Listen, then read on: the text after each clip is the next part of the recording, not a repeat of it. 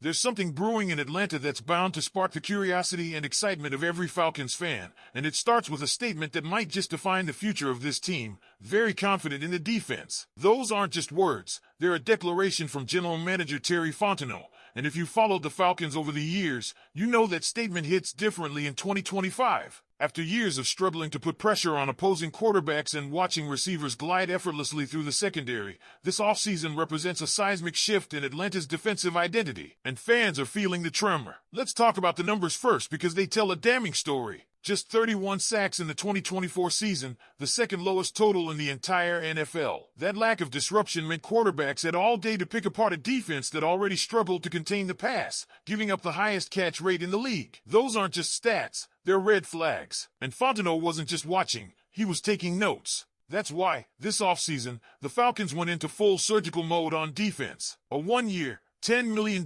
deal brought in veteran edge rusher Leonard Floyd, a move that screams win-now urgency. But they didn't stop there. The draft saw two explosive additions in the first round: Jalen Walker, the Georgia linebacker with terrifying sideline-to-sideline speed, and James Pierce Jr., the dynamic pass rusher from Tennessee.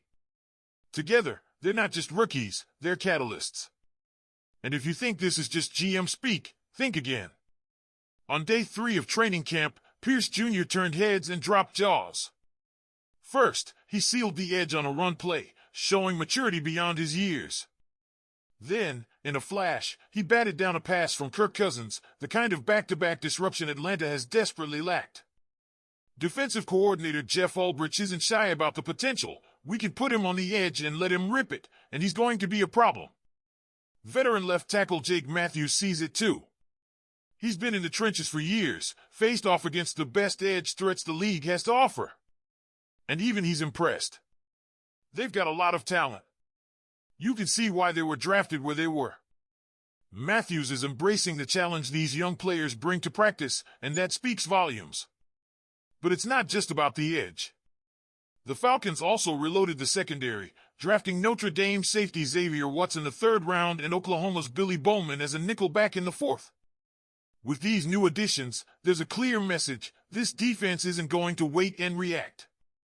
It's going to attack. Fontenot's vision came into sharp focus during a recent practice session. Mike Hughes had 2 punch-outs, and I mean legit punch-outs, the way he went after the ball.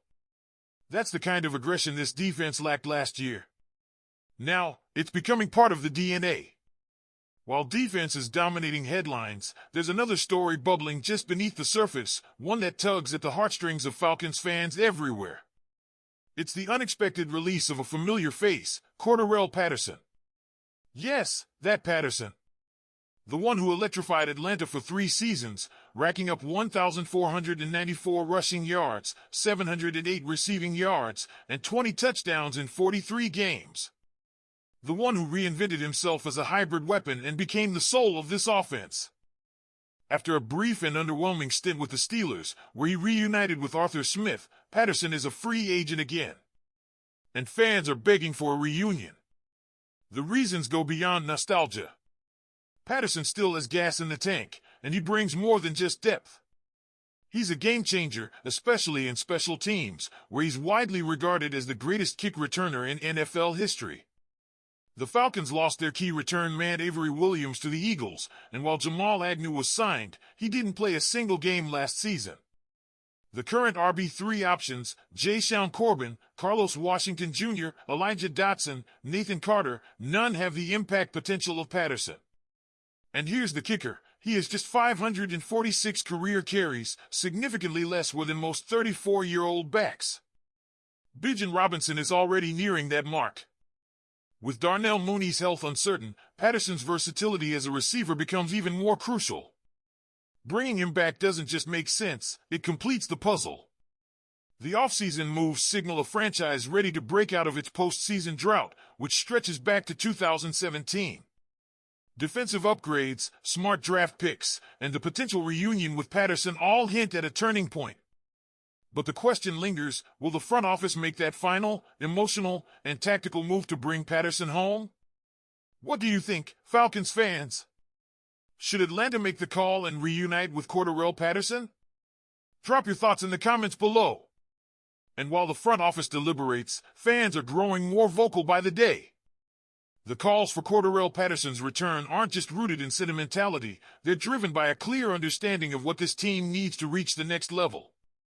Patterson is more than just a utility player. He's a culture guy, a locker room presence, and a known quantity in a system that's already undergoing massive evolution under head coach Raheem Morris.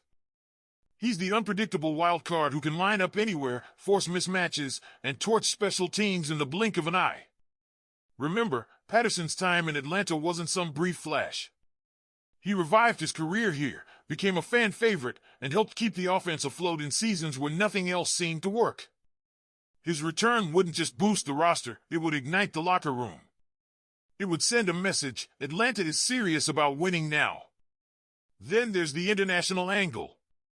With Falcons owner Arthur Blank actively supporting the NFL's global expansion, Atlanta is set to take the field in Germany this November. This adds another layer to the Patterson discussion. What better representative of Falcons football on an international stage than a player known around the league for his flair and charisma? Blank's vision of one international game per team per year is becoming more of a reality, and the Falcons are primed to be one of the league's global ambassadors. Having a veteran like Patterson, who understands the spotlight and embraces the moment, would be invaluable in that context, not just for what he does between the lines, but for how he connects with fans across the world. And let's not forget, the Falcons are entering a season filled with unknowns. New faces, new systems, new expectations. Stability matters. Familiarity matters. Patterson brings both in spades. He can slide into this team and immediately contribute, not just in theory, but in actual, game-changing execution. This isn't about chasing ghosts of past glories. It's about capitalizing on the momentum this team has built during a pivotal offseason. Signing Cordarrelle Patterson would be the final stamp on a blueprint designed to end the playoff drought, galvanize the fan base, and put Atlanta back on the NFL map, not as a rebuilding team, but as a contender. Now it's your turn, Falcons fans. Smash that like button if you believe in the direction this team is heading. Drop a comment below. Should the Falcons bring Cordarrelle Patterson back for one more run? And if you're loving this kind of deep dive into all things Dirty Birds, make sure you subscribe so you don't miss a single update this season. Let's rise up together. Go Falcons!